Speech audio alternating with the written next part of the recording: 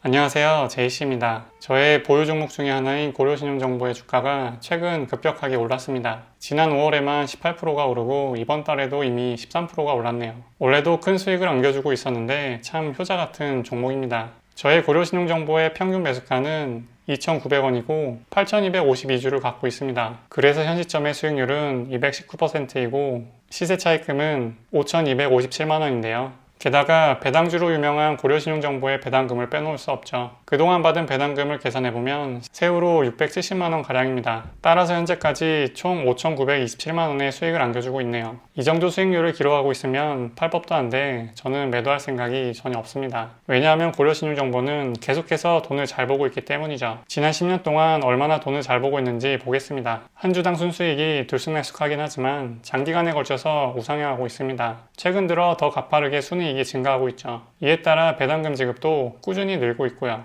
올해 1분기의 실적도 작년에 비해서 더 나은 성과를 보여줬습니다. 이렇게 실적을 보여주니까 주가가 오르는 게 당연해 보이죠. 사실 주가가 오르고 나면 뒤늦게서야 좋은 실적이 그럴듯하게 보이는데 그전에는 이해가 잘 안 됩니다. 분명 어떤 숨겨진 악재가 있어서 못 오르고 있는 거라고 이런저런 이유를 갖다 붙이기도 하죠. 기업의 실적을 따라서 주가가 바로바로 반응하지는 않지만 결국 언젠가는 주가는 실적을 따라가게 되어 있습니다. 이 믿음이 있어야 주식 투자가 쉬워지고 합리적으로 돈을 벌게 됩니다. 그럼 이런 주식은 도대체 언제 매도를 해야 할까요? 저의 기준에서의 답은 안 파는 것입니다. 계속해서 돈을 잘 벌고 있는 기업을 굳이 팔 필요가 없죠. 다르게 얘기하면 돈 찍어내는 기계를 갖고 있는데 그 기계의 가격이 조금 올랐다고 홀라당 팔아버릴 필요가 있을까요? 고려신용정보가 시가총액이 작은 주식들은 가끔 거래량이 터지면서 급격하게 상승하는 경우가 종종 있습니다. 그럴 때마다 매도의 유혹이 몰려오죠. 가치와 상관없이 갑자기 주가가 튀게 되면 돈을 벌었다는 생각이 들면서 그 돈을 다시 잃을 수 있겠다는 생각에 주식을 팔게 되죠.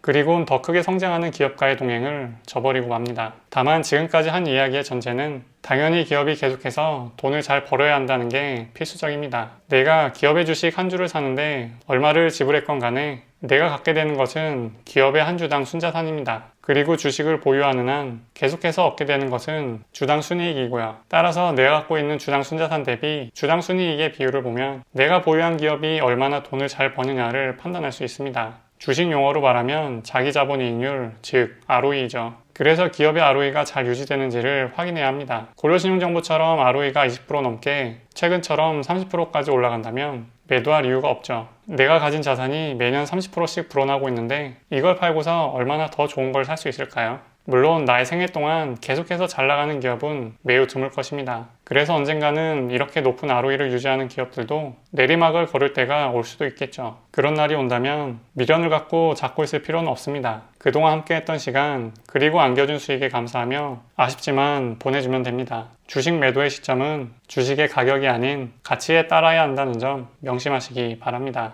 마지막으로 고려신용정보는 주주로서만 만나고 실생활에서는 접하는 일 없길 바라겠습니다. 그럼 오늘 영상 봐주셔서 감사하고 다음에 또 만나요.